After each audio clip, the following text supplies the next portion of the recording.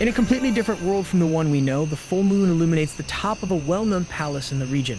Inside the building, a certain person sleeps peacefully yet unconcerned, unaware of what awaits them. Unexpectedly, a man appears standing beside this person, who at that moment could not defend themselves. The intruder laments the state of that person and, placing his hands on their forehead, questions if this is how the boy greets his brother after 10 years. A few moments later, a noise is heard in the room, telling someone to check if the man is dead, and others shout they understood the message. With a kick to the door, some warriors break into the person's quarters and quickly enter to check on them. Armed and masked to hide their identities, they are surprised and question the identity of the boy standing in the room. In this case, the boy scolds them for entering the successor's room so unceremoniously. He then touches his brother's face, reiterating what he said years ago, that a person in power cannot be so soft with their subordinates. In this situation, all the soldiers surround the intruder, pointing their weapons at him, saying this is not a place one can simply enter. The man, however, turns around annoyed, saying he could say the same to them. With a simple gesture of moving his left hand, he closes the hall doors and questions how they dared to dirty the successor's room with their filthy feet.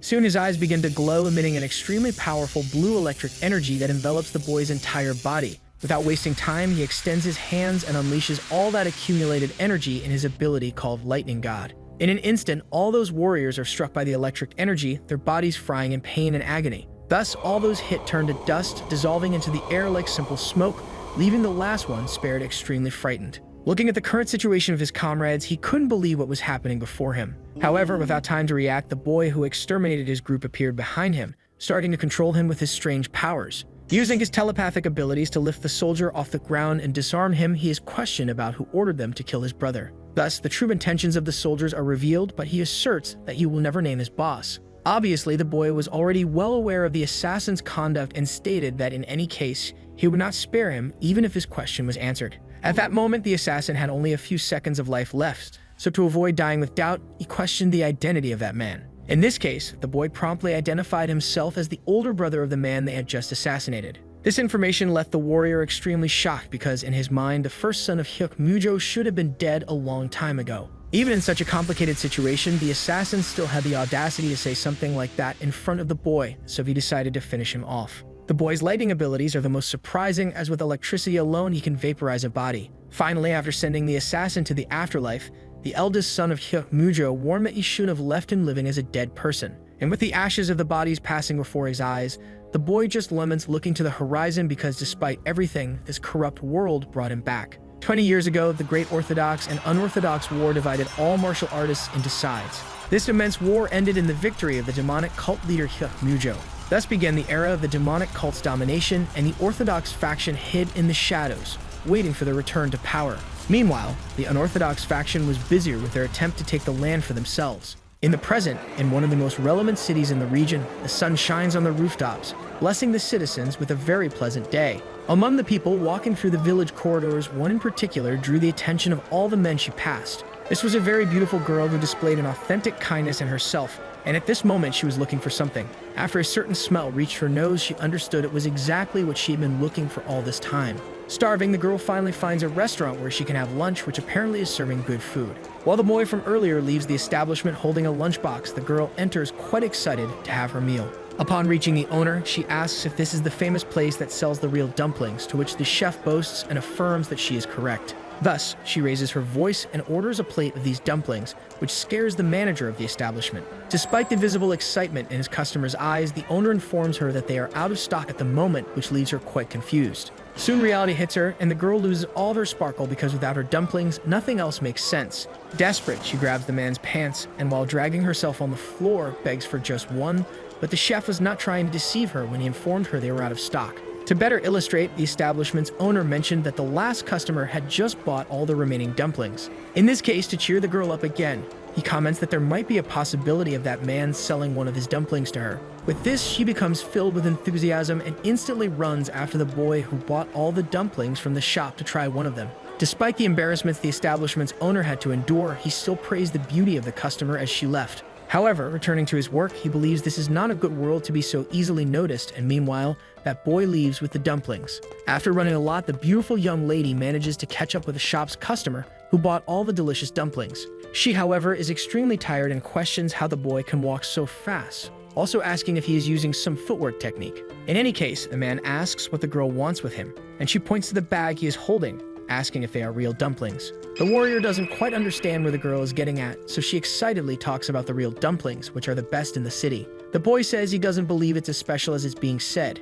In this case, the girl questions why he bought so many. She says that due to the quantity, she thought he was also a lover of dumplings, but this heap of complaints starts to irritate the warrior. Then the girl gets straight to the main point and asks if the boy could sell her at least one of the dumplings, to which he questions the reason for wanting to do that. With no choice, the young lady informs that she will pay double or perhaps even quintuple to taste one of these culinary masterpieces. Smiling, she says that the boy may not understand, but her dream remains to one day eat the real dumplings from that establishment. Suddenly, behind the girl, the warrior sees three people extremely conflicting with his current well-being. This is the group of the Lone Fox, who apparently are looking for Hyuk Mujo's eldest son. In this case, the girl continues to talk about her dream of eating those dumplings, and just when she was about to offer and exchange a more suitable meal, she was pulled by the warrior's hands into a hidden alley, creating in her mind a romantic atmosphere between the two. This atmosphere intensified even more when she looked directly into the eyes of the shop's customer. Despite this, due to her anxiety, she becomes extremely frightened and ends up punching the warrior in the face while questioning why he pulled her. Despite being punched in the face, the boy was only impressed with the girl's strength, who at that moment tried to apologize as much as possible. The warrior, however, believes there are more important things to deal with at the moment, like staying quiet to avoid being discovered. After that, a girl passes by the young lady and observes that group of soldiers from earlier, understanding that apparently the lone fox is still alive. And even with the most wrong context possible, the girl starts to look at the warrior appreciatively through her eyes and his beauty. In this case, the boy hurriedly pulls the young lady along, knowing that something bad will happen with the lone fox's presence in the city. Soon he lets go of her hand and starts to disappear in electricity, leaving the young lady completely disoriented. With this, she ended up tasting the bitter taste of defeat because despite trying everything, she still couldn't get even one of the real dumplings. Shortly after that interaction, in another setting, a hawk flies through the vast blue of the clear sky in the region. The hawk, however, flies over a group of three people where the boy is the leader and one of his subordinates questions if they really should do what is proposed. He continues saying that this kind of violence will draw everyone's attention, and that the moment the leader's identity is revealed, everyone will go after him. With this, the group's leader questions if his subordinate is scared about that. At this moment, the second disciple teases the first for showing a cowardly attitude in front of everyone. Putting the jokes aside, Hyuk Mujo's eldest son asserts that Hwanya is interpreting the situation completely wrong. Hwanya, however, doesn't understand what his master is trying to say, but his leader soon recalls his talk about it being dangerous for him. With this, Hwanya finally realizes he was disrespectful to his boss when he doubted his abilities. However, the leader asked his subordinate to track down a very peculiar organization called Moonwave, which left him confused and made him question further. In this case, the second subordinate completed the mission objectives to explain to his colleague, saying that he should find the group and kill them all.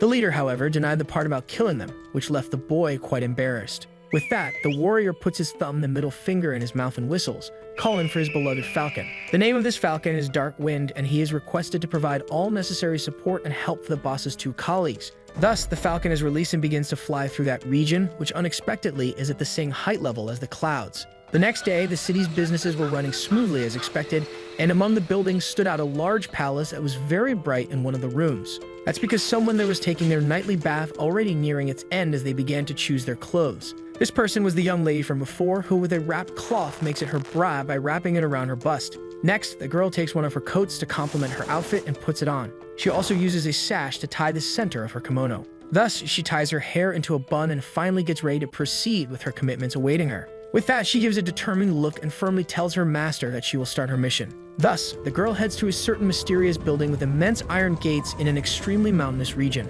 The Illusion Academy is an institute made for the elite built by the demonic cult after the Great Orthodox and Unorthodox War. It was created to nurture and organize talented individuals from the fallen Orthodox forces, receiving new students every 3 years. However, support for Orthodox martial artists has increased unlike in the early years. Nevertheless, this academy has become a place where Orthodox martial artists could wash their identity and become members of the demonic cult. On this particular day, a line was formed in front of the Illusion Academy's gate because everyone was very excited to take advantage of this unique opportunity. One of the candidates introduces himself as Bai Seol and mentions using twin blades. He also says he has no affiliation despite having a master named Bayok Sagan. This is the girl from before who finally tells the staff member she's a man, somewhat suspiciously because she doesn't know how to lie well. With this, the girl begins to feel anxious, wondering if the man discovered her disguise, so she asks what is wrong because despite being feminine, she is still a man. The staff member in turn questions if Bai Seol is trying to pose to look prettier than he is, which leaves the girl quite confused.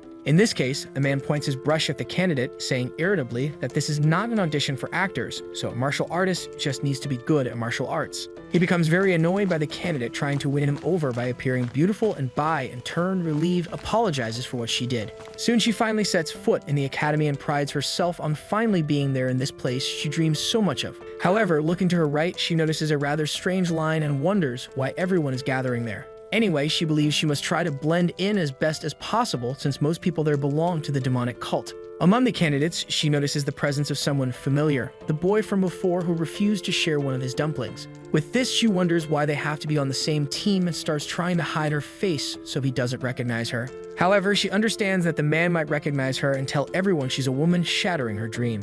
As expected, the hero calls out to Bai Seal, currently living her worst nightmare. Turning around, it was exactly as she had imagined. The boy was there, staring at her with a serious look. In this case, trembling with fear, the girl could only think she was in a dead end. Earlier at the temple, the protagonist arrived, but with a terrible impression, smelling something utterly rotten and corrupted. However, he had no choice but to step there if he wanted to track down the source of the foul smell. Nonetheless, when he encountered the first line, he didn't expect to find so many damned losers around. But among the losers who decided to ally with the demonic cult, while thinking most of them were low IQ children, he spotted that girl. This only made the boy even more irritated because she seemed like someone who had never fought in her entire life. Finally, it's the protagonist's turn, who introduces himself as Hyuk Ryanwi, 23 years old, and when asked about his weapons, he claims to use several different ones. After hearing this, the staff member got quite annoyed that one of the candidates didn't even have a specialty to stand out, but everything changed when he looked directly at him. He was an extremely handsome man to him, which made him wonder why so many attractive guys were applying.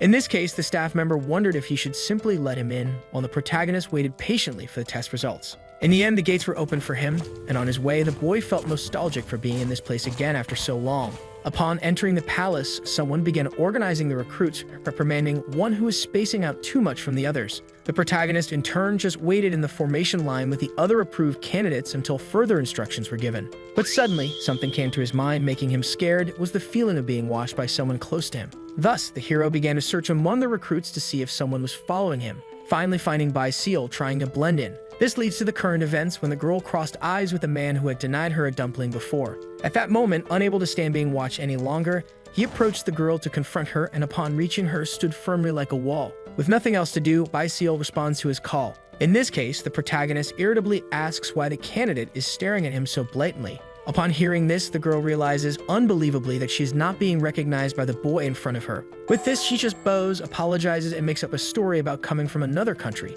so she didn't understand the local culture. However, these excuses are not enough for the hero, who irritably places his hands on the girl's shoulders. But as he attempts to make his move, the girl slowly adjusts her shoulder, and even while facing away from the protagonist, she manages to deflect it. In such a case, Hook wonders in his mind who would use someone as skilled as this boy to spy on him. However, he feels embarrassed when he catches the scent of the candidate's perfume, as it reminds him of the girl from before. Then, confident in his deduction, he points at Bai Seal, calling her the dumpling beggar, making her realize she has been caught in the lie. The hero mocks her for discovering her true identity, even if it was quite late, and she, in turn, asks for secrecy regarding her secret. Shifting focus, one of the warriors from the platform calls all the candidates to follow him while those two argue, insulting each other. Following that man, the recruits are directed to the dining hall, and they begin having their morning meal with plenty of abundance and variety.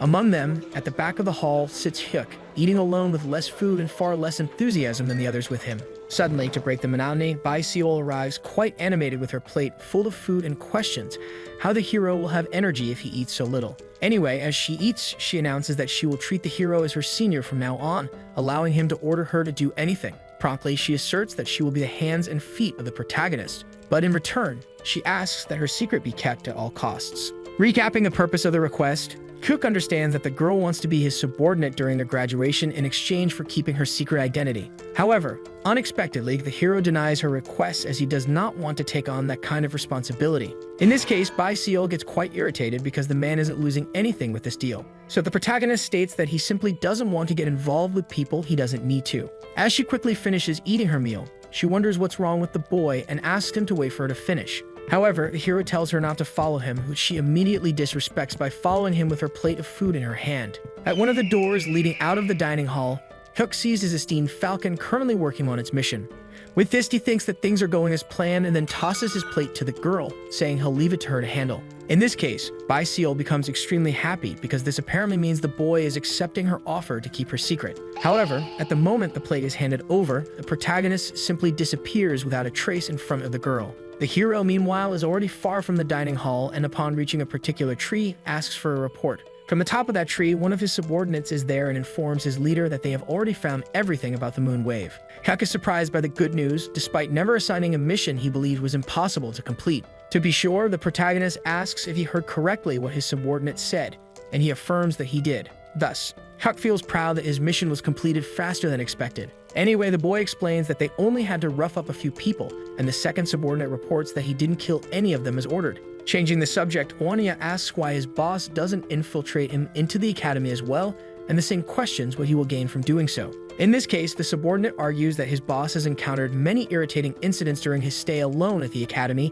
and it would be good to have someone to help. With this, the hero gives a slight smile because one of his own is saying the same as that strange girl. To explain, he asserts that he has already found someone useful to help with such matters. Moreover, he explains that if he joins him, Dalchu would have to be on his own. So Hwania questions who his master found useful at the academy. At this moment, being somewhat immature, Dalchu loses control, claiming to be much stronger than Hwania, and therefore not needing him for anything. After calming him down and resolving the misunderstanding, the boy questions whether this person is truly trustworthy, and Hyuk asks what he means by truly trustworthy. In this case, with a very serious look, the boy asks if there isn't a chance this person approached his master on purpose, making him think. In this context, the protagonist thinks about it and decides with a smile that it is wise to keep his enemy as close as possible. Later, in the demonic cult palace region, some bees were pollinating the garden flowers. The leader of the group of recruits asked them if they enjoyed the day's meal, to which they responded in formation that it was excellent. The staff member then proudly comments that his academy is famous for the food offered.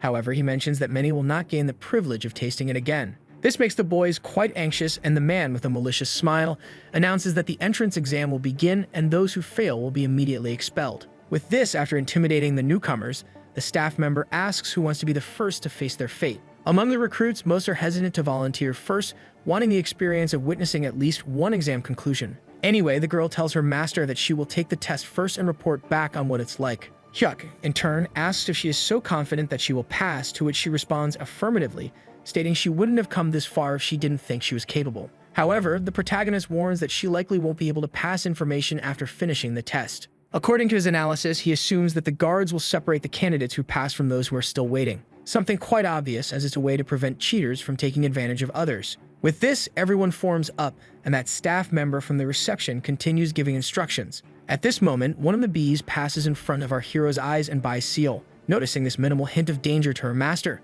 she quickly swats the fly away with her hands while scolding it for its actions. However, something catches the hero's attention about this bee. Anyway, the girl boasts, saying the bee thought she was a flower and questions if the entrance exam is really that difficult. Not only does she ask this, but another recruit does as well, to which the staff member promptly responds by telling him to try his luck and go first. In this case, the boy smiles and asks what kind of test they will have to pass. To illustrate to everyone, the staff member explains that it is something quite simple, essentially going to the warehouse and coming out with something from there. The boy, however, asks what he has to take out of the warehouse, which irritates the man, who scolds him for asking too many questions. In any case, the man throws the boy to be the first to take the test, as he has been testing his patience until now. Soon the boy falls in front of one of the immense and strong guards protecting the warehouse gate. Thus, the girl informs her master that they are already starting and asks what he thinks the boy will come out with. However, our hero decides to keep the suspense, leaving the girl to see for herself. Without wasting much time, the guard removes the wooden plank that locks the door, allowing the boy to enter the place to take the entrance exam.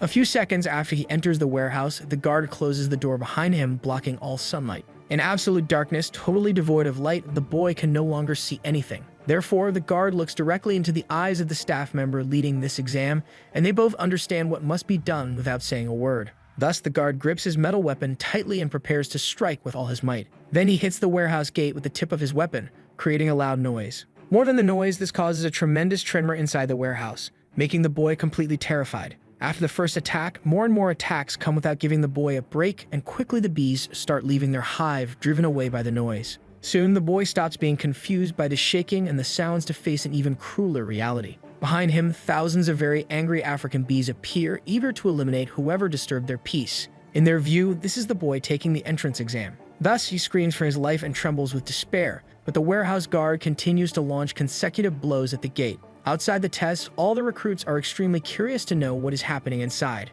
One of them comments that the warehouse must be full of bees. In this case, the objective is likely to get something besides avoiding the bees. However, the girl still wonders what this something could be that no one describes exactly what it is. Finally, after many screams and pains, the guard removes the latch to get the boy out of there. He exits while being chased by hundreds or thousands of angry bees. Finally free from his pursuers, the staff member directing the mission asks what the boy brought from the warehouse. In this case, he says he brought something valuable that the bees were guarding and pulls out a considerable piece of honeycomb from a compartment. Apparently, the man is pleased with the boy's achievement, and the candidates begin to understand that, besides passing through the bees, they must get some honey. This conclusion is also shared by Bai Seal, who asks her master if that's what they need to do. However, he asserts that it most likely isn't. A few seconds after the protagonist's conclusion, the staff member becomes quite irritated and informs the boy that he failed the test. The boy, with his face completely swollen from bee stings, questions why. Bai Seal realizes that her master's conclusions were correct, and he explains that this wasn't a test for beekeepers. He then elaborates that the real opportunity only reveals itself if one passes the exam.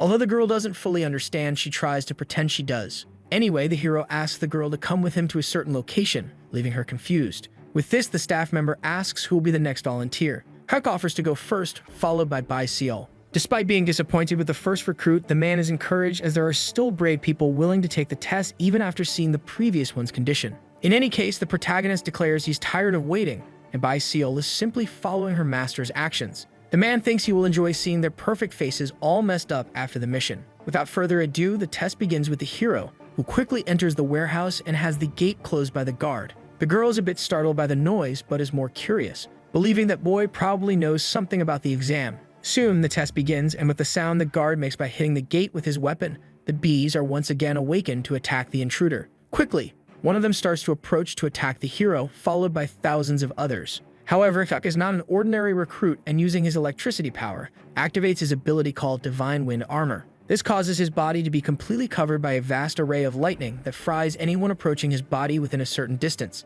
This also applies to the bees, which are automatically eliminated as they get close. The barrier envelops the protagonist, forming an extremely powerful aura. He then closes his eyes and distributes his energy to other areas, now directing it to his eyes. With this, he gains a variant of night vision and perceives that there is nothing in the hall besides the hives. However, upon paying closer attention, he notices it be quite different from the others with purple, glowing eyes. As it passes before his eyes, the hero is certain he has found the item needed to complete the entrance test. Watching the protagonist's test are all the next candidates and the girl, who remains hopeful for a good result. Shortly after entering, the test ends and the guard removes the latch from the door, allowing the hero to exit the warehouse. Unexpectedly, the boy emerges from the place with his head held high, surprising everyone who witnessed the scene. Hyuk, despite undergoing the same tests as the previous candidate, managed to leave the test completely unscathed. He then approaches the staff member in an intimidating manner, prompting the man to ask what the boy wants with him. However, the boy harbors no feelings of revenge and simply extends his hand to show what he retrieved from the warehouse.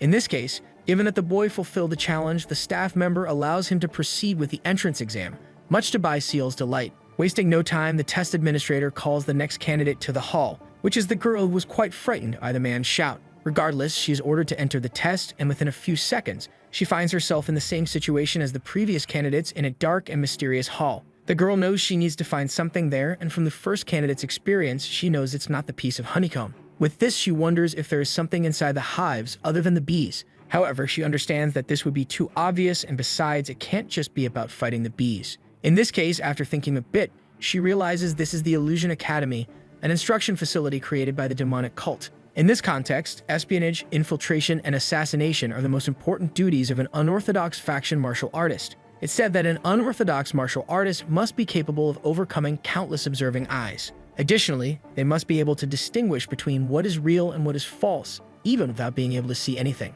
Thus, Bai Seal activates an ability in her eyes that allows her to sense the environment more precisely, and she soon finds the purple-eyed bee that is different from the others. However, she knows she will inevitably be stung by the others the moment she decides to capture this bee. In any case, she knows this is the only way to complete the admission test as well as the serving master. With that, she believes she has no choice but to be faster than the bees and sprints with all her martial arts skills. Outside the warehouse, candidates await the result and a noise is heard by all, revealing some of the situations happening inside. A few seconds later, Bai Seol breaks through the door, managing to exit just before being completely overwhelmed by the massive swarm of bees. Due to her speed, she starts rolling on the ground towards the test manager, who becomes quite frightened. After rolling for a while, she falls into a heroic crouch and extends her hand to the demonic cult official. Proudly, she keeps her right hand extended and flashes a small smile, unlike the man who is very scared as yet another candidate emerges unscathed. Wasting no more time, Bai Seol opens her hand and shows the bee she captured,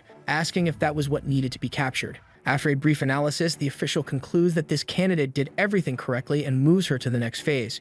Faced with this, the man is confused because this squad was composed of people he thought would fail, but so far, two have already passed. Moreover, he feels quite resentful and envious that these two happen to be a handsome men from before. In a conversation between the heroes, the girl asks if she has proven her strength, and after being praised, she asks if the boy has accepted her offer. With this, the protagonist wonders in his mind if this girl is truly desperate to be his subordinate because everything is very suspicious. Shortly after the conversation ends, a scream is heard from inside the warehouse, and one of the candidates comes out, chased by bees, thus failing the test. Seeing this, the girl does not judge the boy who failed the test because she herself almost couldn't find the right thing. The hero then comments that no one else will pass. Bai Seol is intrigued by this, so the protagonist explains that the bee she found was the last remaining pass bee. He says that initially he checked and after accounting for it, discovered that inside the warehouse, there were a total of 10 pass bees. Thus, except for the one who brought it, he killed 8 of them, leaving only 2 remaining. Faced with this, the girl states that her master is a very cruel person, but he thinks it's hypocritical, considering she also killed. In this case, she denies having killed and explains that she only knocked them out because for Bai Seol, all lives are important. This irritated the protagonist a bit because this kind of behavior was responsible for the orthodox factions falling. But anyway, he informs that there are no more passes. In this context, the girl asks why her master did this, and Huck explains that he did it because he wanted to test his subordinates' skills. With crossed arms, he concludes by saying that he does not appreciate weaklings as subordinates. So the girl asks how strong she needs to be and claims that her loyalty is more valuable. However, the hero with a smug look says that most likely the strength of his subordinates will not interfere with their loyalty. In another region, the protagonist's subordinates are in a restaurant eating, but one of them is obviously eating much more than the other. Wanya, in turn, questions why Daochi is eating so much, resembling a bottomless pit, and asks if he doesn't get tired of it. The Brug, however, comments that his colleague eats very little, and that's why he is so small and weak, something he doesn't want to be at all. Seeing this, the boy asserts that a person's size does not dictate who is the strongest because he says he uses his head and not everything can be resolved with brute force.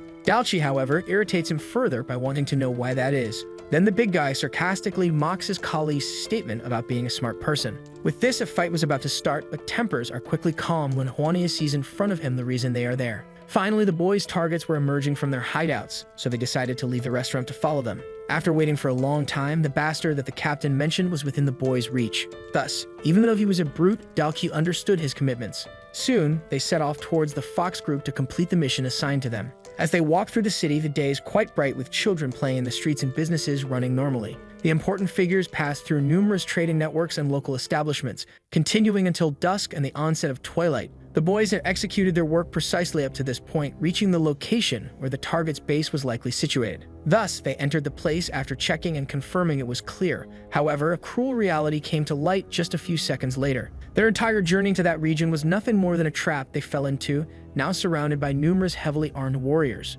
The two warriors cover each other as the ensuing battle will result in the complete destruction of one side. After deceiving those boys, the group from before finally speaks up, cursing the boys and saying they already knew they were being followed. Then he mocks the warriors who followed them there without even thinking once that they were being lured into a trap. In this case, Daochi calls Juan stupid and the boy gets angry, elbowing his colleague. With that, the man known as the Fox and the mission's target orders his subordinate to deal with the bastards in front of him with all the necessary violence. Because they need to know who sent them, it is ordered that despite everything they be kept alive, so the guard promptly heads toward the first one. Prepared to punch Daochi in the face, the man questions how they dared to follow them and if the boy knows who they are. However, the boy was much stronger than expected, and with a simple punch, he intercepts the guard's blow and knocks him out. Thus, he throws him back, completely knocked out and unable to continue the fight. With this, Juania questions the intelligence of the man who claimed to have lured them there on purpose, knowing they were being followed. Because just as he did, the boys allowed themselves to be caught on purpose, trusting their abilities more than anything else.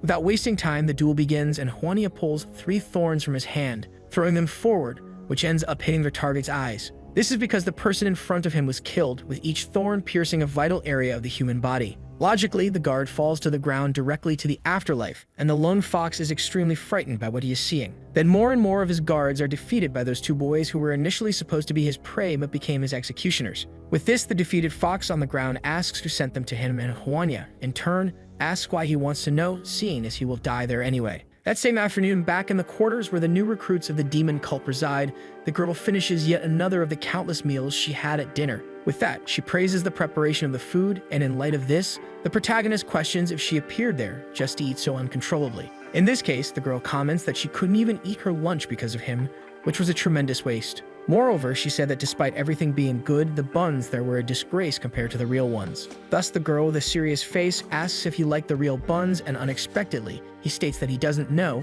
as he hasn't eaten them. This declaration makes the girl completely lose control, not knowing why Hep bought them in the first place, if not to eat. The hero, in turn, states that he just did what he wanted. But at this moment, someone calls them, interrupting this extremely important conversation for Bai Seol. Suddenly, two unknown warriors appear, and one of them comments that since they've never seen their faces there, they must be newcomers. With that, the man warns that this table is the place for veterans, which is why it was empty in the first place. With this, the hero understands that the warriors are being territorial, and one of them, while waiting for the table to be cleared, questions why he's being stared at. Anyway, the girl apologizes to her veterans, saying it's her first day there, which makes the warrior calm down and ask where they are from. Bai Seol, although a bit uncomfortable, states she is from the Orthodox faction, which negatively catches the warrior's attention. However, she continues introducing her master, who, unlike her, comes from the demon cult, and little by little, the veteran's expressions begin to worsen. Even though she tried to do things differently this time, the girl knew what that look meant, and it wasn't just the warriors, because everyone in the place had the same expression.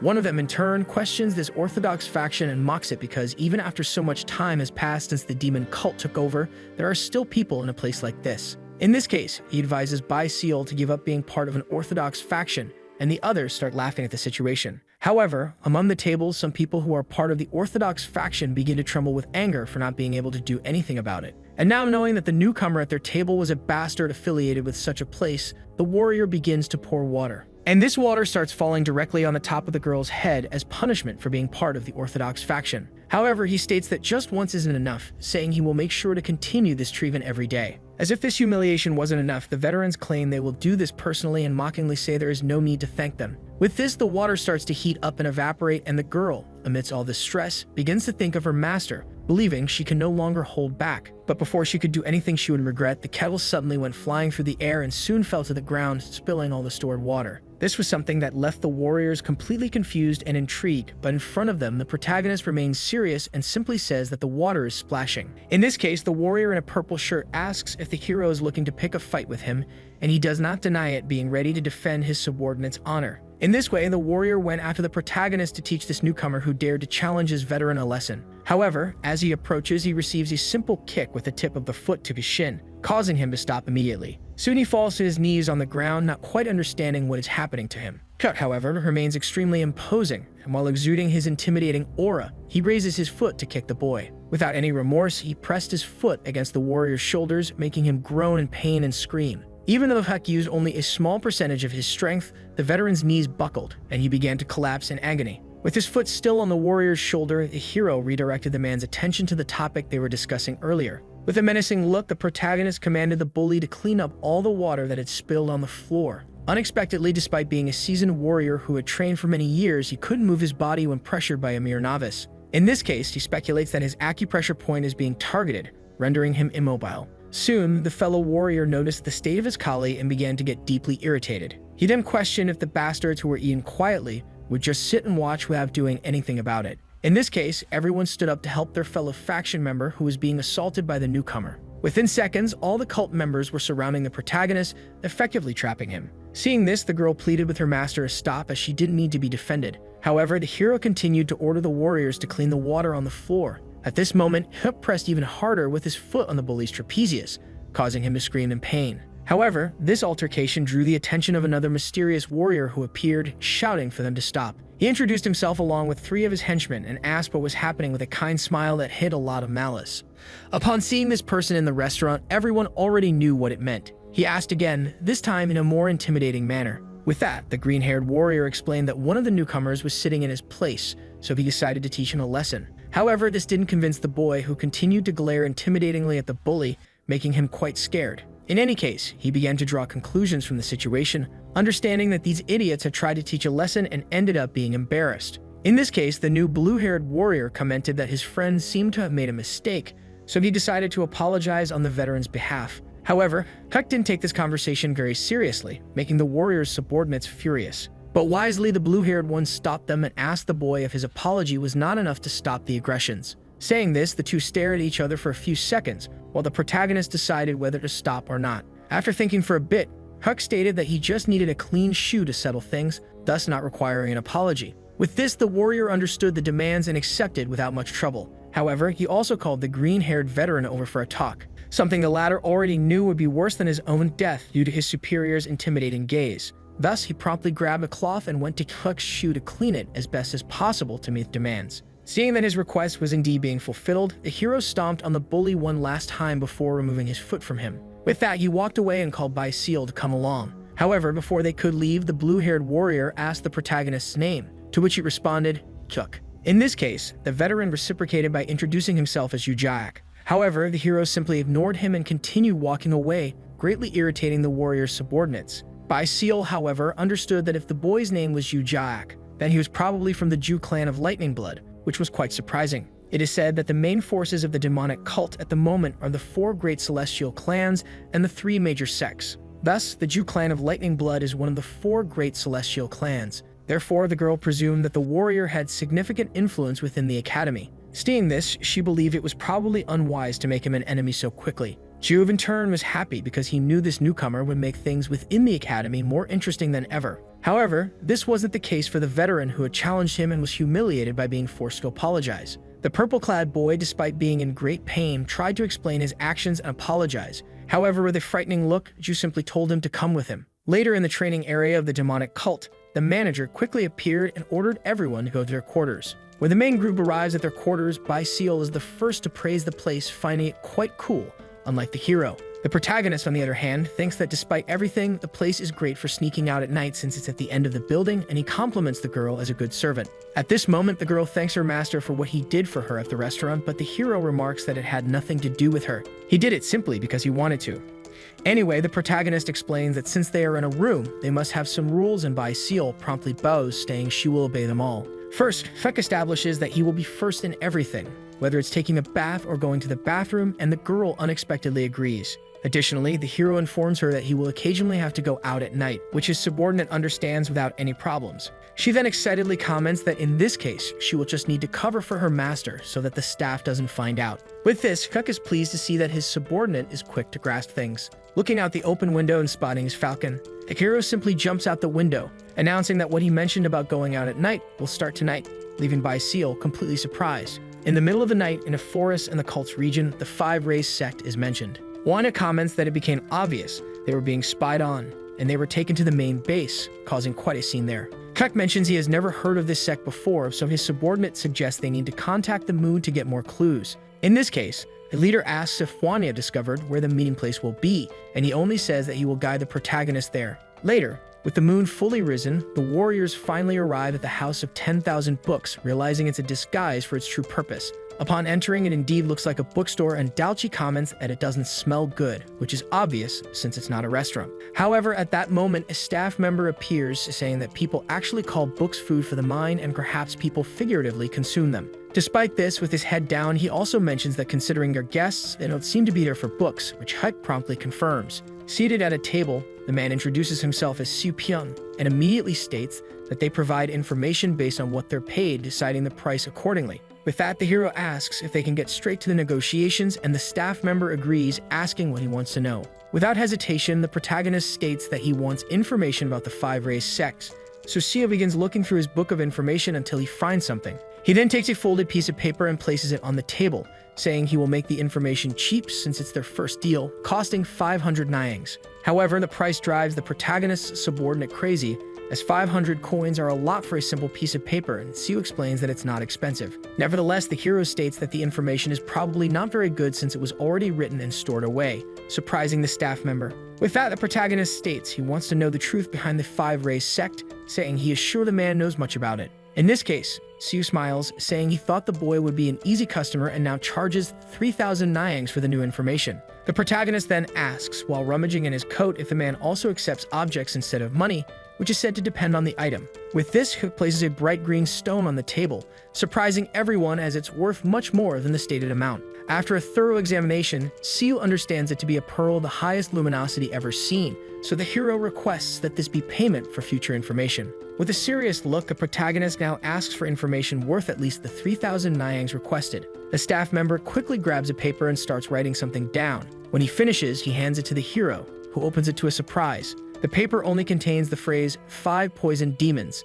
something completely unexpected. This made the hero's subordinate very angry, questioning the value of 1,000 Niangs per word. Fearing for his life, Siu asked them to look at the first paper. In this case, upon reading, Wanya realizes that the group 5 poisoned demons is not mentioned there. It only states that the head of the sect is Mac John, which is false. Thus, the staff member agrees, leading to the conclusion that the 5 poisoned demons is the true leader of the 5 race sect. Finally, the hero asks if the man has more interesting information for him, but he responds that it takes time and especially a lot of money. In such a case, Cook says he is determined to know everything, regardless of the price. Later, at the palace within the demonic cult's grounds, a hero returns to his room through the same window he left from. However, upon entering his room, he encounters a rather intriguing reality. The girl was sleeping peacefully and everything in her room seemed normal. Thus, the protagonist went to his bed to see what was causing the lump under the blanket. After removing the blanket from his bed, he was quite satisfied to find that his new subordinate had even gone to the trouble of making a dummy for disguise.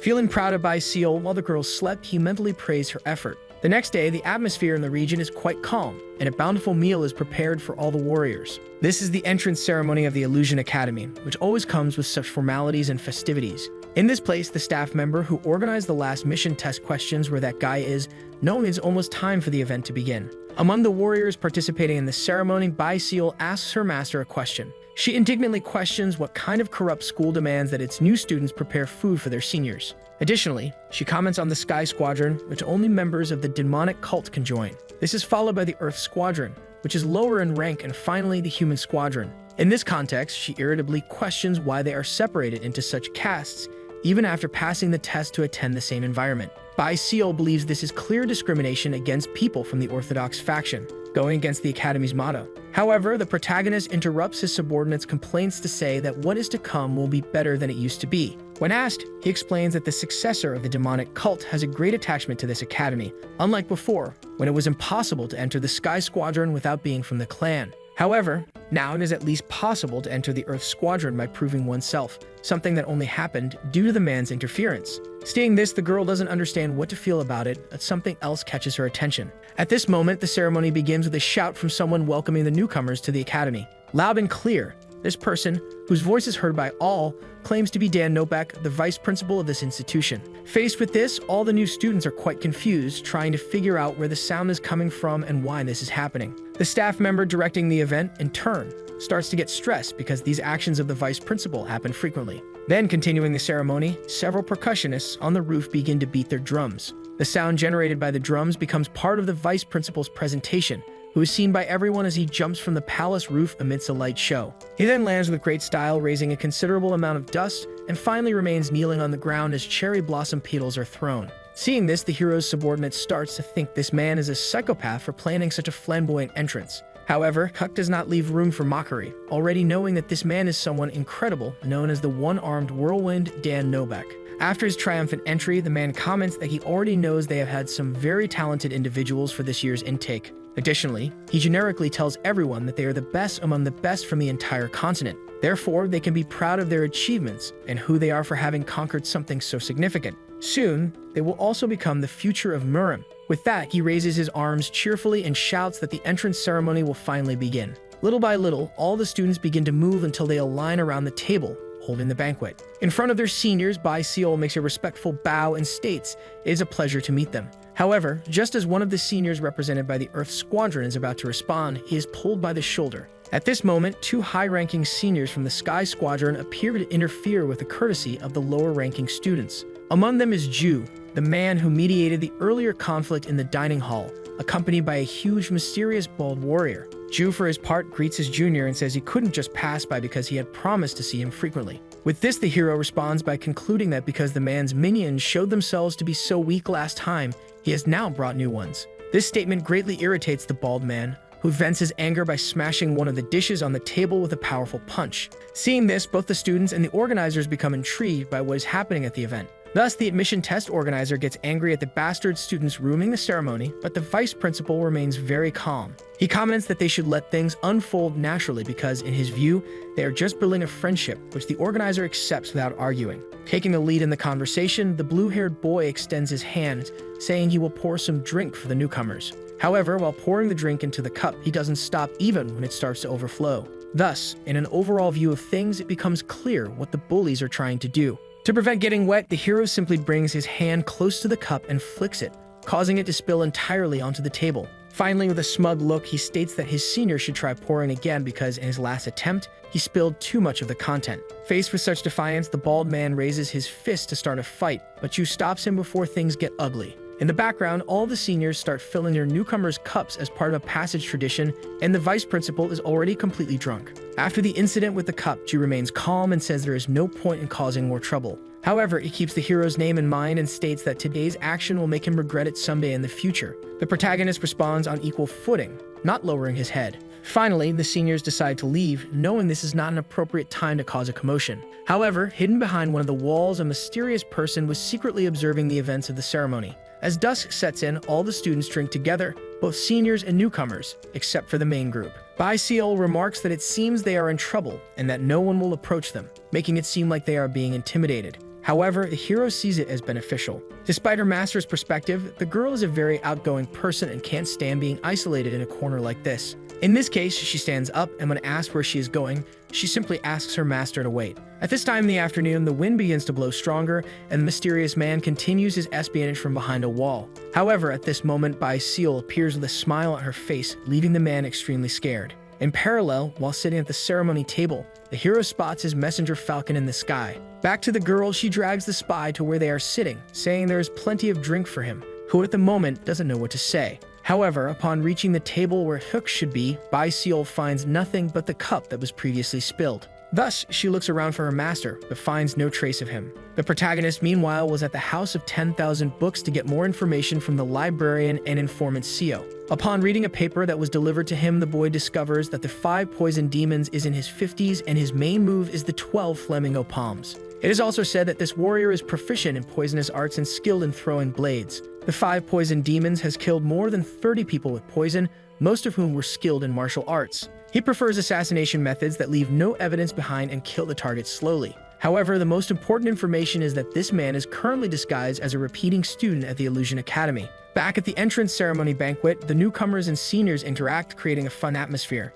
Despite this, one student continues to be somewhat intimidated by the higher-ranking students. Bai Seol doesn't understand what's happening and why that boy is being treated that way, so one of the students informs her that he's a repeating student. Back at the House of 10,000 Books, Huck questions whether the man's reason for not graduating is that he is purposely repeating. From this, the conclusion is that someone at the academy is supporting the 5 poison demons, and in return, they use the 5 Rays sect as their assassins. In parallel, the girl questions the student who informed her about the boy's situation, wondering why it mattered that he couldn't graduate. In a gesture of respect, she states that despite everything, he is still her senior, so she decides she will serve him as much as possible. Faced with this, the man, though somewhat embarrassed, thanks her. When asked his name, he responds that he is Yang Wuseng. Despite appearing weak and clumsy, this is the person who killed Hyuk's brother and is now his primary target. With nightfall, our hero finally returns to his room to rest. However, the name of that man in his mind kept him from sleeping. At this moment, Bai Seol says that people should let more drinks spill because that is how friendships blossom.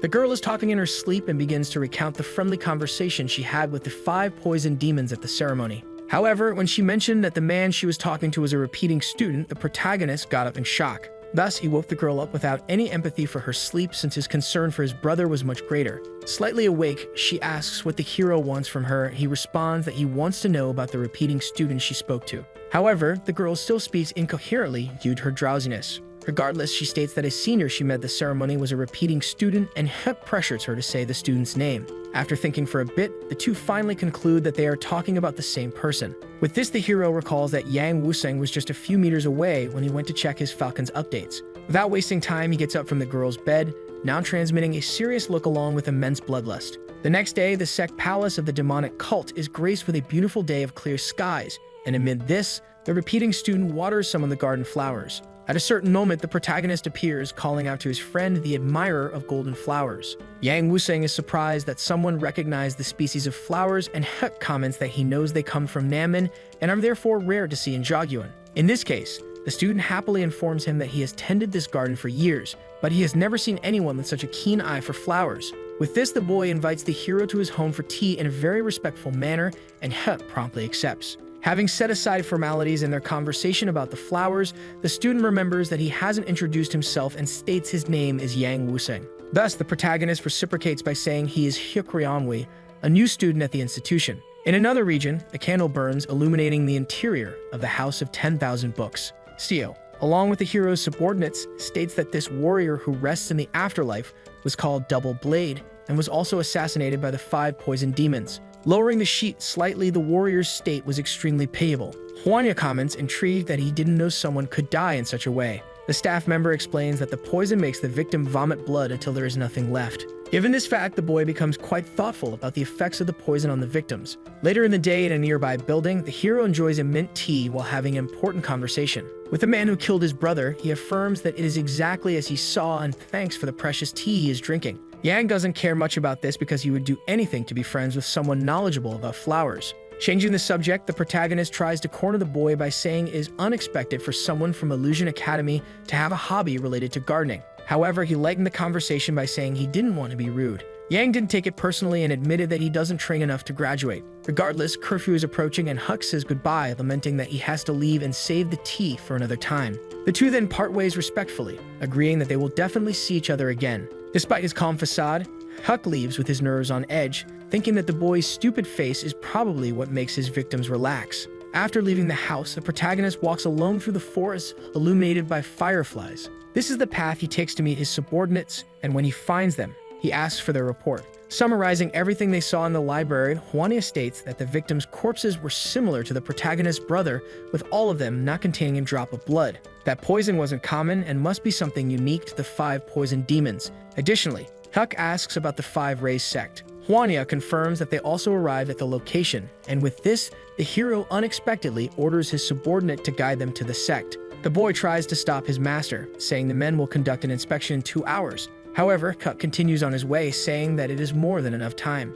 There are several people gathered outside the castle. Sleep and fatigue begin to overcome some of them. Far away in the darkness of the night, it is possible to see silhouettes approaching them. Serious and determined, he asks who Mak Zhang is. One of the guards found it insolent for a stranger to inquire about the leader of his sect, and the man states that the leader is one of the 5 venomous demons. The guard does not seem to believe this, while his colleague becomes terrified at the possibility. Assuming it to be a slanderous claim, he orders the others to kill the stranger. The terrified guard runs away as he realizes these strangers know the truth. The man then asks if the guards have any warning instruments like trumpets to sound the alarm. Since their time is limited, it would be good to call everyone there for a coordinated beating. Seeing that there are only 3 of them, the guard becomes even more enraged by the intruder's audacity. However, they are promptly beaten, offering no real danger or resistance. With that, the gates are opened and a horde of extras approaches them, only to be beaten as well. Their advance is halted by the body of one of the guards, which has just fallen from the sky. Seeing more of their companions defeated, they proceed with more caution. What was supposed to remain an absolute secret had already been leaked. The leader knows he now needs to kill all of them, even though he had put so much effort into training them. Furthermore, he wants to capture the invaders alive to discover the source of their information. However, he might not succeed, as his comrades were obliterated in mere seconds. This realization leaves him terrified, knowing he will be unable to do anything. Without even noticing, an attack is already coming down on him, striking his head with a powerful blow. Focused, he places his hand inside one of his sleeves. He retrieves something from it and throws it at his enemy. A small bomb now nearly colliding the fool's face. Several of them are launched, exploding on the unsuspecting. The excruciating pain is merely a distraction as they continue to be beaten. The juice enthusiast can disintegrate bodies with his punches as if he were Thanos himself. He finds the results of his punches quite amusing, while the fools are terrified. One of them, showing some sense, decides to flee. Concentrating aura in his hand, the strongman will not let the coward escape, launching an attack that chases its target, hitting him in the back as he flees. This splits him into 2 nearly identical halves. Meanwhile, the one who seems to be their leader continues being beaten, doing his best to make the beating he's receiving less humiliating. He gains some space from his aggressor, Without his internal energy, he wouldn't have been able to block that attack and would probably be on a one-way trip to find out if God exists. His aggressor acknowledges that Zhang is skilled even if he is the false leader. Then he orders Zhang to attack as it's getting late and he needs to rest. This only infuriates Zhang further. Concentrating his energy, he declares he will now tear him to pieces, unleashing a torrent of annihilation upon him. It's as if multiple tips of his spear are striking the target simultaneously. In this case, all of them miss at the same time. This leaves Zhang completely horrified. Not only did he miss everything, but his enemy had vanished entirely, reappearing before him like a ghost standing atop his spear. And before his image could become clear, attacks are already coming his way, hitting Zhang in specific points. This incapacitates him, preventing him from moving. This makes him demand to know who attacked him, and with fire in one fist, the attacker replies he does not deserve to know the answer, incinerating the fool instantly. Behind him, there is a burning body, unable to move, with several others scattered on the ground. Inside a building, a man begins the roll call, and the woman wants to know when he will return. A door opens, startling her. It's the instructor. Looking at the empty beds, he notices one is occupied and wants to know what this means. Because the idiot above it shouldn't be sleeping, the girl says he is sick. She pushes the instructor away from him, claiming that touching him might also infect him. But if that's true, the instructor says she should have reported it earlier.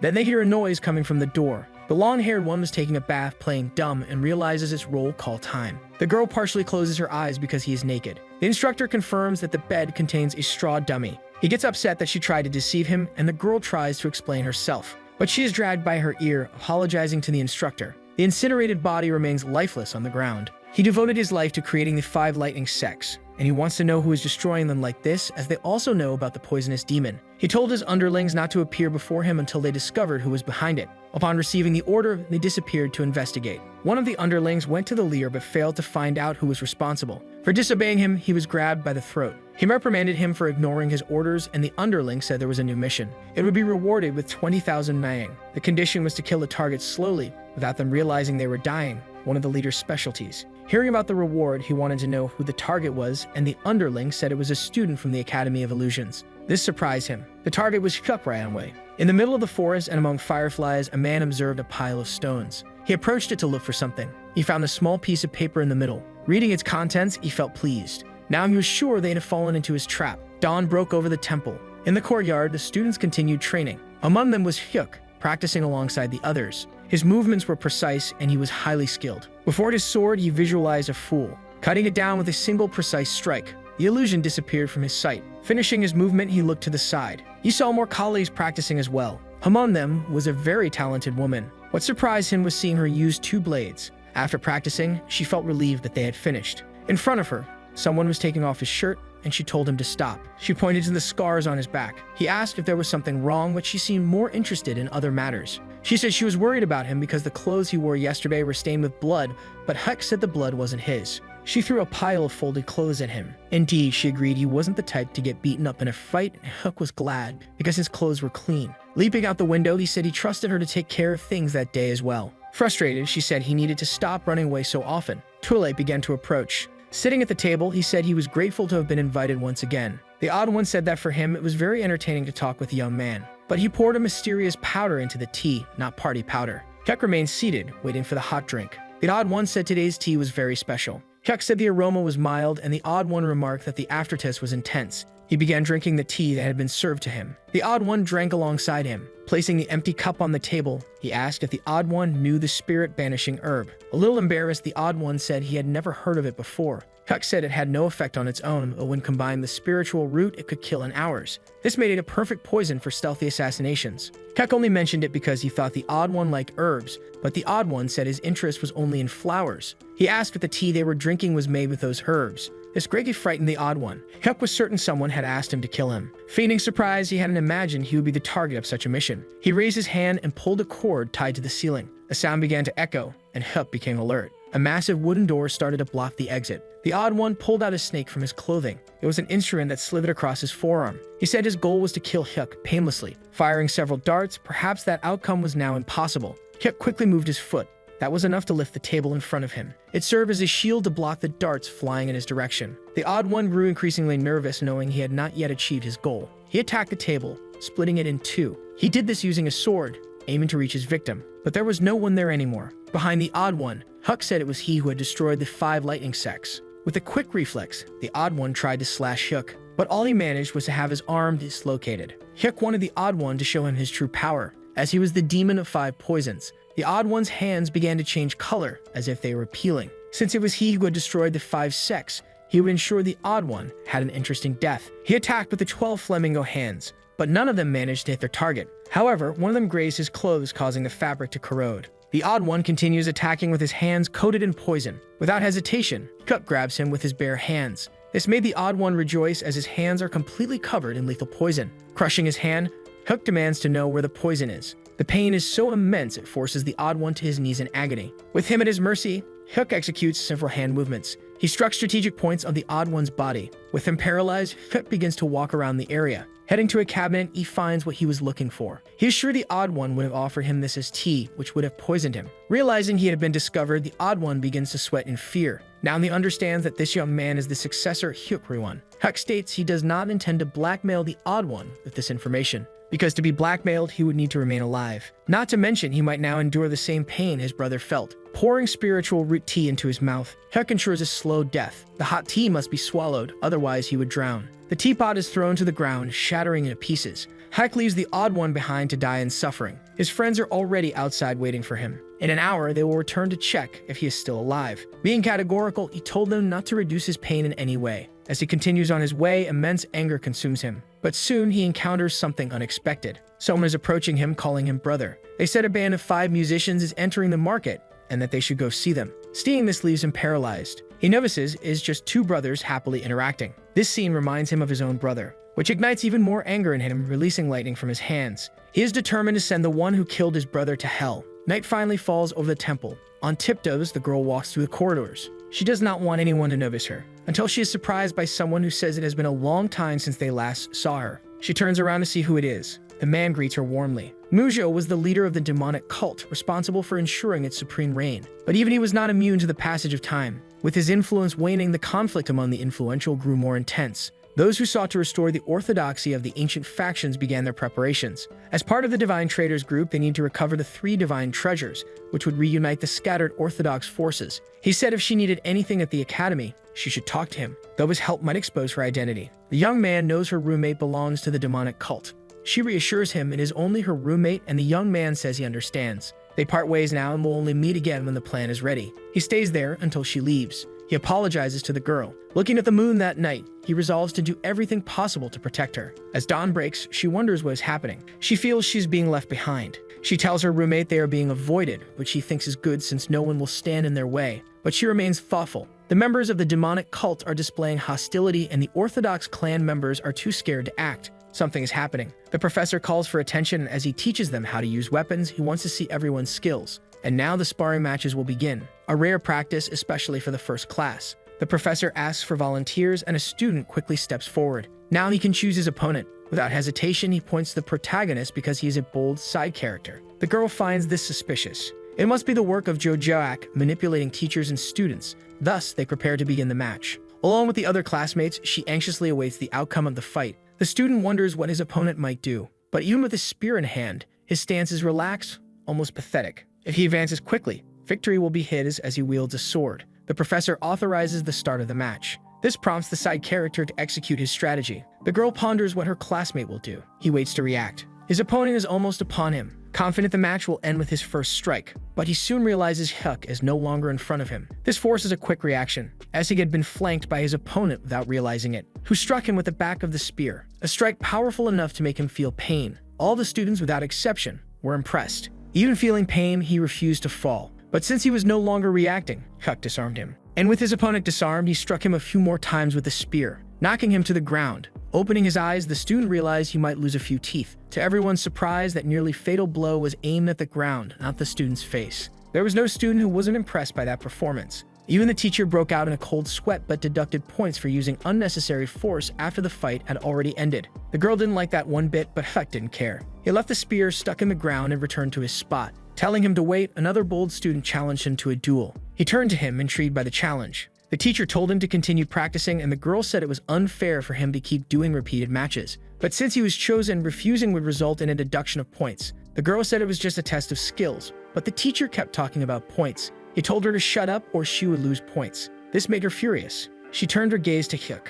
Among the available weapons, he still didn't know what to choose this time. He decided that a whip would be the instrument of destruction this time. The student hesitated, thinking his opponent only handled the spear. Once again, they positioned themselves to start the match. Breaking the ground with a single whip crack, he said he was ready. The teacher authorized the start of the match. The whip was flying through the air with force. He soon managed to tie it around his opponent's leg, pulling him as if he were a caught fish. Now the fool was screaming in fear, unable to control what was happening to his body. Hyuk prepared a singular slap to land on the fool. His face was smashed by the blow, a slap so strong it could humble any police officer. The boy was thrown into the air. Once again, the other students were shocked by what they saw. Hyuk wondered if there was anyone else interested. There were still many weapons he could use. One of them said that this student's arrogance was unbearable. Now it was his turn to face him. Seeing the colossal size of the fool's sword, Hyuk decided to grab a small dagger. He was very happy that someone else came to enjoy the violence. The strong one didn't like Hyuk's smile, thinking he was being mocked. He struck his first blow, missing, but destroying the ground, just like all the strikes he aimed at his opponent.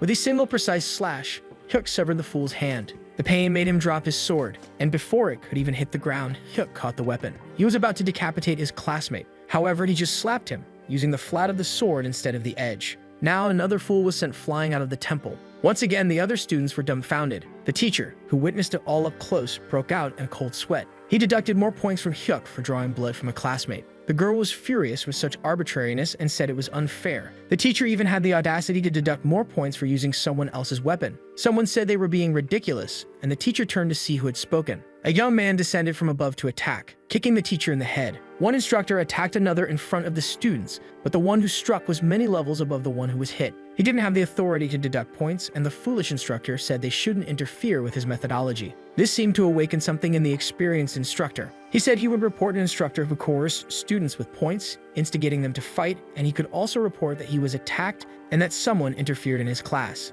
Looking at the girl and Hyuk, he said they were too close, their faces disgusted him, and he didn't want to see them together. The girl bowed, saying she would pay attention to this in the future. However, Hyuk remained unfazed and thoughtful. What he couldn't stop observing was the mysterious silhouette on one of the rooftops. From above, this person saw everything that happened in that class. This seemed to have left them irritated. The man continued sipping his tea calmly. Jang Ryeon came quickly, having heard about the Phoenix Dragon Society, but wanted to know why it was only the two of them there. The person said they wanted to spend some time alone with him, which was why they hadn't called the others. Besides, Baeklu was also there, and she was the phoenix of their cult. Indeed, Baeklu was a very beautiful woman. However, the girl knew she wasn't there by chance. She was only called because the fool over there has a crush on her. Either way, she knows she has a favor to ask of him. There is a newcomer at the academy who has been causing them trouble. This made him furious as someone is challenging the academy's traditions. All they need to do is tell him who it is and he will make sure to teach them the lesson. This made the effeminate one extremely pleased. The students are gossiping about something. Thanks to the duel, he has become quite famous among his peers.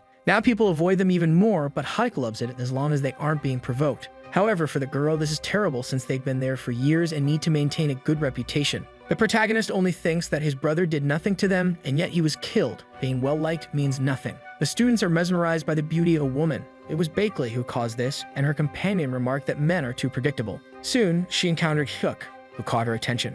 She found him handsome. As he walked past her, the girl watched him even more closely. Her companion said that he is Hyuk, the one who massacred 3 classmates during training. Now she knows he is the troublemaker. She wants to know who the girl accompanying him is. It is his roommate from the Orthodox faction, an odd and unlikely pair. The girl knows it will be difficult for the student to avoid Jo Joak's retaliation, which is a shame because she finds him very handsome. At night, his roommate walks through the courtyard. She whistles as she wanders absent-mindedly. She went to a spot where a note had been left for her. In it says everything has already been completed. The next morning, they want to know what happened. Her clothes were completely torn. Hyuk said they were already like that when he saw her, and his roommate begins to fantasize about his naked body. It's almost time for training and he has no clothes, so the girl offers hers. She promised him a peaceful life at the academy and feels responsible for not preventing this from happening. Putting on different clothes, he says it's fine and asks them to leave quickly. But she warns him that if they proceed like this, more points will be deducted. The storage room is completely filthy. Surely that's why they assigned him this task. He raises one of his hands. A gust of wind fills the room. The dust is blown away. He continues using the broom like a fan. Outside, dust begins to flow out of the storage room, and there's no dirt left inside. It was the punishment the professor gave him, and since he finished too quickly, he doesn't know what to do now. Sighing, he begins to consider his options. The person who ordered his brother's assassination must be at this academy. The money given to the venomous demons should still be recorded in the accounts, and Hwania is searching for it. It will take a week for Wusing's absence to be noticed. In that time, he needs to find the source of the funds. The door opens, and he turns around. A mysterious figure has appeared before him. The protagonist looks at them, unsure of who they are. Two students are tasked with disposing of waste. They don't know why they have to do it, but one of them says this might be the only similar opportunity they'll ever have in life. Ryong asks them to do this, and if they succeed, they might earn favor with an influential person. This could help their families move closer to nobility. That's why they must succeed. Preparing a countdown, they get ready to open the door. When the countdown ends, they open the door, throwing buckets of filth inside, toward Hyuk, who had just finished cleaning the place. But he quickly dodges the attack. This makes one of the fools uneasy, as they should have hit him. The other, still holding a bucket, is struck by the protagonist's broomstick, and now the filth flies through the air, landing on the two foolish students. Seeing them covered in filth, he asks who they are. Without answering, they believe they have achieved their goal. Thus, they flee the scene. This is problematic, and now Hyuk has another issue. The floor is covered in filth. The fools return to those who gave them the order and report what they did to the floor. But they reek, and they admit they tried to dirty Hyuk, but it didn't work. The man just orders them to leave and wash up, because even he can no longer stand the stench. The sound of water begins to flow from the well, until water gushes from it like a fountain. The protagonist moves his hands in the air, and the water follows his command. It moves toward him to clean the mess. Entering the warehouse energetically, there was so much water that it flowed out through the windows. He placed the broom on his shoulders, confident that the cleaning was finished. At the end of the day, the instructor announced that the lesson was over. His roommate approached him, wanting to know how he was, but she found the warehouse completely clean. She asked how he managed to do it, but all he said was that he was tired and they should leave. She had heard of a legendary suction technique and wanted to learn it, but the young man said it was just a myth. She kept insisting, and as they entered the room, there was that stunning woman from earlier, a beauty so unique that even she was impressed. Such appearances were uncommon among people. Her servant introduced her to the students, stating that she was a noble. Without waiting for an introduction, the protagonist asked if they were the ones who messed with his clothes. The servant said they were not that kind of people, but Hyuk insisted that they were in someone else's room. The stunning woman apologized and asked the gatekeeper to open the door because she didn't want to wait in the hallway. It was the first time her servant had seen her apologize to a man. Hyuk then asked what she was doing there. She said she had come to warn him of danger. Destroying his clothes was just the beginning, and he already knew that. Someone capable of manipulating the academy was targeting him now, and it would only end if he surrendered or died. Hearing this, his roommate was frightened. Hyuk, however, said it could also end if the person pursuing him died first. This startled the stunning woman, seeing that he had no fear of Jujaak. She told him there was a safer way to deal with it too. Turning around, she looked at her servant. The servant left the room, taking the other woman with her. With the doors closed, she said her family could protect him. All he had to do was ask her to do it. After they talked, she left the room. The stunning woman was very upset. Now she didn't know what to do, as her offer had been refused. The stunning woman was a little unhinged and now desired the young man even more. A man was walking inside the building. He bowed and asked if the elder was present. Introducing himself, he said he was Nam Jo Yang, one of the 8 demons of the Academy of Illusions. The elder was writing something. His name was Muk Jin, and he wanted to know why the young man was there at that hour. The news was that the 5th evil demon had disappeared. The elder believed he might be away on a mission. If that were the case, he would have left a message, but he left nothing with his servants, making the elder wonder if one of the best assassins had been assassinated. Fortunately, that might be exactly what happened, because it was possible he had betrayed them. This put the elder on high alert. Their lives were tied to the sly tongue of that young man. Because he was useful, they had kept him alive, but now they realized it was a huge risk. Uncertain about the situation, he ordered them to search for him until they were sure of what had happened to him. This led the elder to ask what they should do once they found him. The elder said that every risk must be eliminated. In the city center, there were several merchants. Looking around, she assumed this was the place, until she found the shop she had been looking for. Asking the elder for permission, she said she was looking for someone named Wak Noya. He glanced at her out of the corner of his eye, telling her to follow him. They walked through some alleys and she didn't understand the need for it, so she decided to ask the elder if it was far until they reached their destination. Without answering, he had already turned on her in a hostile manner. She barely managed to dodge the first attack, and the elder was determined to keep attacking. However, she drew her swords to defend herself, successfully parrying the attack. But the elder's eyes were filled with bloodlust. He unleashed a torrent of strikes against her. Even so, the student held her ground bravely, and they both distanced themselves. She said that was the sword technique that pierces the sun from the Blue Horizon sect. The elder had known she used 2 swords, but he hadn't imagined she was so skilled. Bowing, he said it was a pleasure to meet her. Finally, the elder bowed, saying the pleasure was all his. Then he handed her the counterfeit seal, wishing her success in her mission. Determined, she said she would fulfill her mission. Elsewhere, a servant carried some cups of tea, serving them to Hyuk and his friends, who were reading. The waitress was already annoyed with them, as they came there every day and all they ordered was 1 cup of tea. Finally, one of them seems to have found what they were looking for. At the time of the assassination, a large sum of money was transferred. This was the payment, and it is recorded in the financial ledger. A transaction of that size would have required the approval of one of the 8 demons. The strawman seems to have noticed something. It's one of his servants wearing a mask. He asked what they thought of it and if it looked accurate. Just seeing that face again makes him want to kill him. The strawman had to intervene to save him because of this. Still in the room, his roommate is sitting down. In her lap, there is a small statuette. She remembered the elder's words who asked her to avenge her seniors. Hearing the door open, she realized she needed to stop crying. Hiding her face, she greeted her friend. She told him that the next day there would be news about the class and that they would visit the Hall of the Ascending Dragon. Intrigued, he wanted to know more about this place. It's a large building and the students are already in front of it. Slowly, they begin entering the place. There are several staircases inside. The instructors are already waiting for them. The place is very well decorated. It seems to have a statuette similar to the one his roommate owns. The students observe one of the paintings depicting a battle. This place holds many relics that pique their curiosity. Among them is the Huasan plaque. The Wuding Bagua also absorbs beads are there,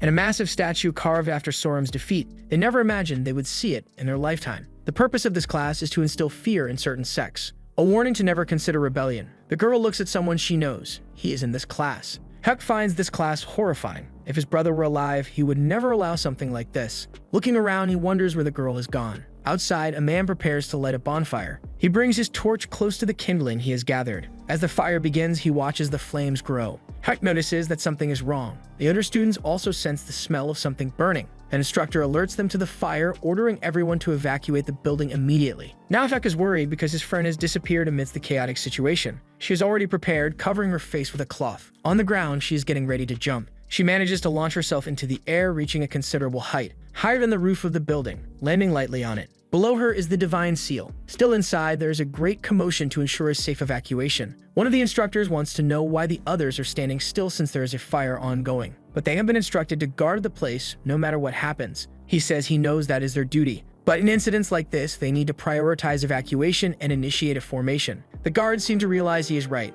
Then he opens a hidden compartment in the wall. Inside, there is a lever. The first movement he makes is to turn it. Only then does he pull the lever. This causes something to happen on the ceiling. As the door closes, he orders the other 2 to go put out the fire. Finally, the door closes behind him. Looking around the room, he feels a bit apprehensive. The girl has already spotted the statuette. This is her primary objective. Meanwhile, everyone is busy and focused on the ongoing fire. They must stop the fire from spreading at all costs. He used ice with his divine technique. He could extinguish the fire in an instant. But since he has no interest in the building, watching it burn is not a bad thing. Even so, with the evacuation complete, he still hasn't found his friend anywhere. This makes him want to enter the burning building, thinking she might still be inside. To protect himself, he conjures a wind armor. Inside the building, he starts looking for her. This makes him realize that much is already compromised. And more than that, something surprises him. Someone is inside and wants to know why he hasn't evacuated yet. The man grabs him by the arm, ordering him to follow, an obstacle to continuing his search. The girl has some daggers in her hands. She throws them toward the hall. The 3 land in very specific places. Below her is the unbreakable formation. If she touches something wrong, she'll be trapped inside with no way out. And if they discover her attempt to steal the seal, recovering the 3,000 weapons will become even more difficult. She is so close to succeeding. But one of her daggers becomes dislodged from the wall. This compromises her formation and leaves her hanging. Swinging in the air, she has almost no control over herself. Heading toward a spear with a sharp blade. The edge is getting closer and closer to her. This makes her frightened. Needing to act quickly, she threw another dagger. It hit the wall firmly, giving her just enough time to pull the string tied to it, avoiding her face from colliding with the blade. By a hair's breadth, she wasn't scalped. However, one of her daggers fell to the ground. She knows this could trigger the trap. The dagger continues bouncing on the floor. With nothing else to hold onto, she began to fall. Twisting her body in the air, she managed to land lightly. In front of the statuette, all she had to do was swap the real one for the fake one in her hands. With agility, she began to exchange the pieces. At first, everything seemed to go as she had planned. Now she just needed to exit the same way she had entered.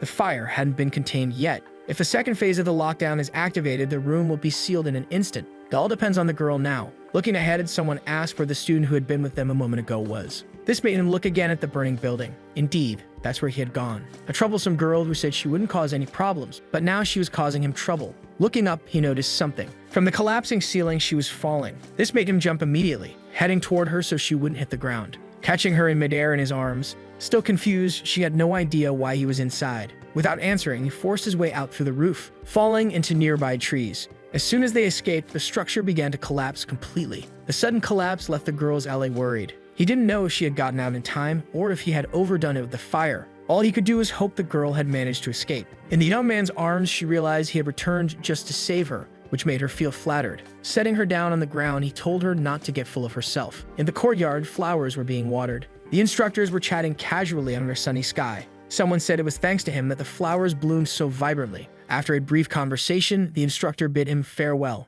Amidst the flowers, someone in disguise praised his performance. But to the young man, doing that wasn't easy at all. All he wished for was for that tedious act to end soon. He only needed to stay there a little longer, and soon the guards would take the bait. At the palace, the elders were astonished. After being missing, the fifth evil demon had returned. The elder considered the possibility that they hadn't been betrayed yet, because disappearing without leaving any message was very suspicious. He ordered the man to meet with him immediately, and if he found anything suspicious, he was to eliminate it. Still disguised, he continued tending to the plants. The man appeared behind him, saying he had been missing, and the disguised man replied that he had matters to resolve. Without hesitation, the man unleashed a slashing blow with his hand, pruning all the plants around him. He said the other had no permission to act this way without giving explanations and that he was being too arrogant. Standing up, he said he had resolved matters with the young master and needed to handle his own affairs as well. It had been a long time since he had tended the garden, and being tired, he was heading home now, bidding farewell to the man in front of him. After that, he walked away cheerfully, but the man was furious for being ignored. He asked if the blood squad was present,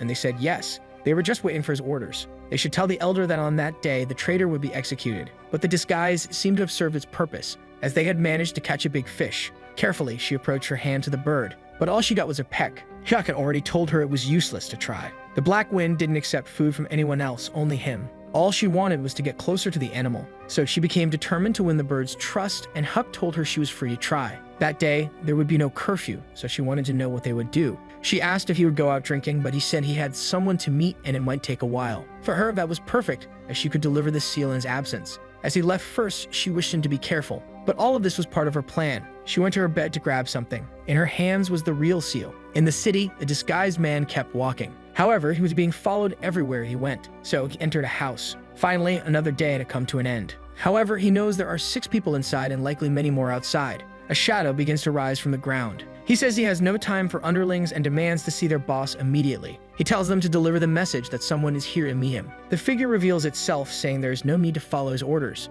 It doesn't take long for the others to reveal themselves as well. Attacking him, they claim they only follow their master's commands. What they did not expect was that this man was skilled. The effort they exerted wasn't even enough to move him from his spot. One of the figures falls to the ground, unconscious. Even the young man didn't expect it to be this easy. Another one writhes on the floor, a dagger lodged in their head. Then through the doors of the house, their master appears. And he is not alone. Throughout the house, more of these shadows gather. Many of them surround the perimeter. The numerical advantage is clearly theirs. And alongside the man is the elderly leader. Their bait managed to lure in 2 demons, and one of them scolds the disguised man, accusing him of biting the hand that fed him. The man claims he doesn't recall them being his masters. This enrages the man further. The elder notices that this might not be who they think it is, as he doesn't recall him having such intense energy. Looking at the shadows on the ground, he grows even more pensive. This prompts him to ask if he is really Odakwai, much to the enraged man's surprise, who doesn't understand a thing. After all, his specialty lies in the use of poison, not in techniques involving blades. The disguised man begins to smile before them.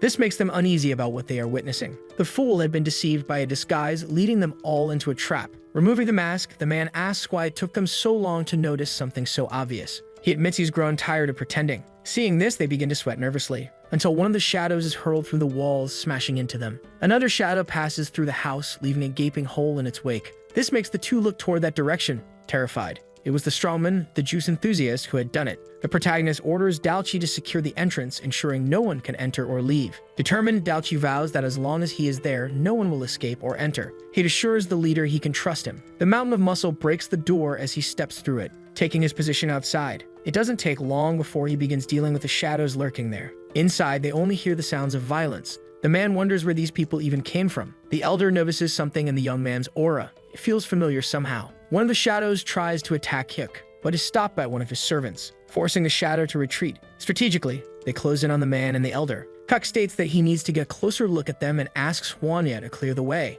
Immediately, the warrior launches himself at the enemies, taking down all who resist. The man and the elder can only watch what is unfolding before them. Now the elder begins to realize where he has seen this aura before. It is the aura of the leader of the demonic cult.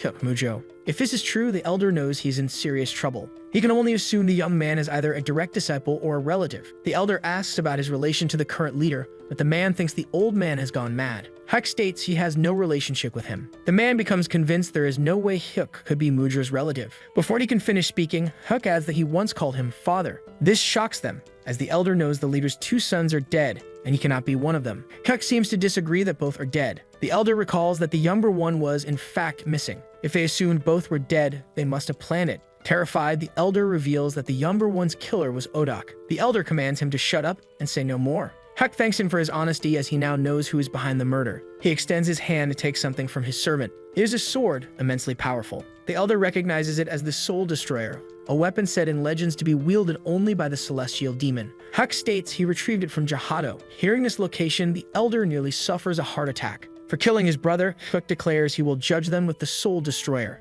Outside, the weather begins to change. The man said that whether or not he was Mujo's son, he shouldn't underestimate him, and the old man was now certain he was even dumber than he looked. The sword's blade came down upon them, convinced that, as one of the 8 demons, he was someone formidable. But the old man simply told him to shut up and stop spouting nonsense. Hyuk's eyes glowed with an intense blue light. From the sky, a powerful lightning bolt struck the house. Far away, his friend saw what was happening in the sky. Actually, she saw the falcon and signaled to it, wanting to build a friendship. She noticed the bird land on a house. This made her think her friend might be inside. Approaching the door, she said there was someone inside she knew and wanted to know if she could enter. But the strawman said no one enters or leaves. This made her think he must be a subordinate of Jujak. She soon heard what was coming from inside. Drawing her swords, she said if he didn't come out, she would force her way in. But the strawman was confident she couldn't do it. The girl advanced fiercely with her blades, coming within inches of cutting off the strawman's head. But he parried her blade with his bare hands. Not surprised by this, she took the opportunity to attack with her second sword.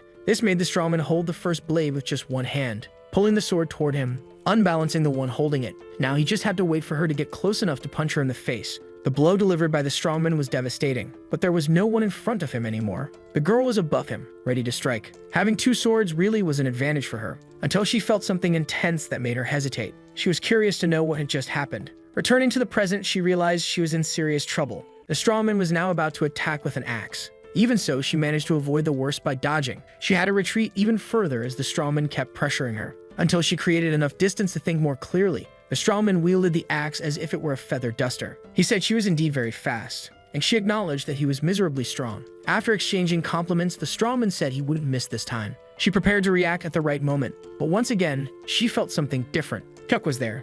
She was certain of it. She was shocked to see him standing beside her, asking what she was doing there. Behind him was his other servant as well. She remembered someone was attacking her, and she would likely be hit if she let her guard down. But Hyuk grabbed her by the arm, pulling her into his lap, which made her very, very happy. The blow missed them but came close. Realizing what he had almost done, the strawman was horrified because his leader was there. The other servant kicked him for this, and Hyuk clarified that the young man was his roommate, though it seemed he didn't know she was a girl. Learning this, the strawman apologized, but the girl also apologized for the misunderstanding. She thought Hyuk had been captured and imprisoned under Jujak's orders. Just imagining such a scenario seemed absurd to him. A small knife fell to the ground. Hyuk bent down to pick it up. It was coated with a powerful and likely very expensive poison. They couldn't afford it, so he wanted to know who was funding them. They said they only sought revenge for the humiliation they had endured. He said they were very loyal indeed, and he knew they were the ones who had dirtied the warehouse when he had to clean it. He didn't know what had been promised to them, but he knew they would be discarded, as it would be terrible for a noble to be involved in a homicide. They were merely disposable tools like the dagger he held in his hand.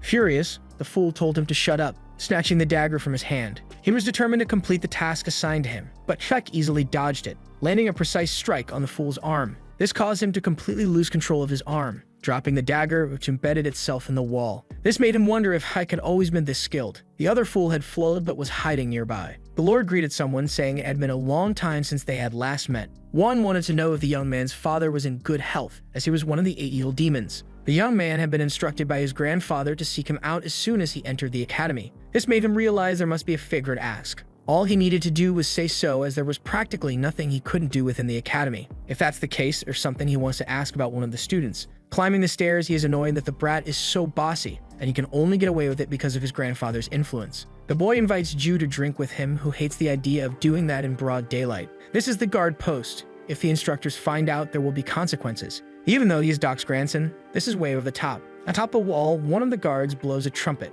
Then a procession of horses passes through the gate. They continue on their path. Some of the riders seem uneasy. Looking at them, Ju couldn't have imagined this would be the day of departure. The boy confirms it, asking if Ju knows who is at the Honghak branch. For a moment, Ju ponders. On one of the horses are Thuk and his friend. Having a view like that even makes the drink taste better. Completely drunk, the boy asks if Ju agrees with him. But all Ju can think is that there should be a limit to the influence of some families. What they are doing is madness, and the caravan continues onward. Among them is one of the evil demons. Night falls over the village. There are horses outside the inn. Inside, a man's drink runs out. He asks the attendant to bring him more. The waiter approaches to fulfill the request. He brings the drink that was ordered, but someone throws a bone at his face. The person who did it complains that the meat is too tough. Apologizing, the waiter says he will bring a new meal shortly. The other people in the bar are terrified. One of his henchmen says it's just one person. Even though there are 20 people in total, they are all rookies. The bandits plan to ambush them at the inn and leave none alive. The henchman says if that person doesn't want to die, they should disappear immediately. Removing his henchman from the scene, the bandit says he won't let him leave alive. Since he appeared before them without any fear, he can't leave alive,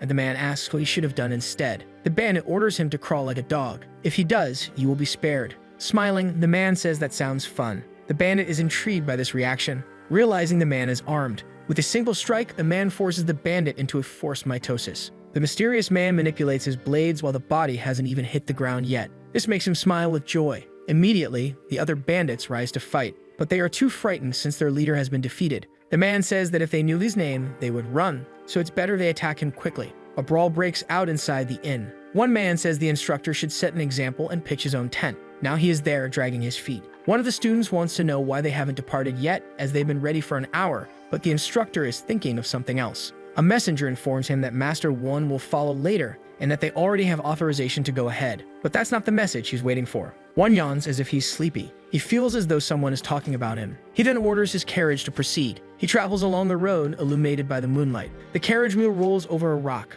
causing the entire structure to shake a bit. It rolls over another rock. The jolting repeats. He tells the coachman to slow down as there is no need to rush, while thinking that they are pathetic since they are heading straight to their deaths. He gathered all those with the lowest potential who should be easily killed, and not even the instructor will be able to stand against the assassins. Doing a favor for Doc's grandson will surely not go unnoticed. This is his chance to leave the academy and join the core of the demonic sect. Knowing this, he begins to laugh uncontrollably. A water skin sits on the table, stained with blood. A bloodied hand reaches for it. The man drinks its contents. A woman enters and asks why there's such a mess. They are assassins, not animal butchers, because that's what the man in the hat looks like, a butcher of people. But he says she is no different, and she finds the comparison vulgar. The truth is, on her way there, she also killed many people. The man wants to know how much blood she is bathed in. Outside the inn, there are bodies. They pile up along the street, scattered everywhere. The woman had wiped out everyone in the village. So the video ends here. If you don't want to miss the next part, activate the notification bell, and see you next time on Tob's channel.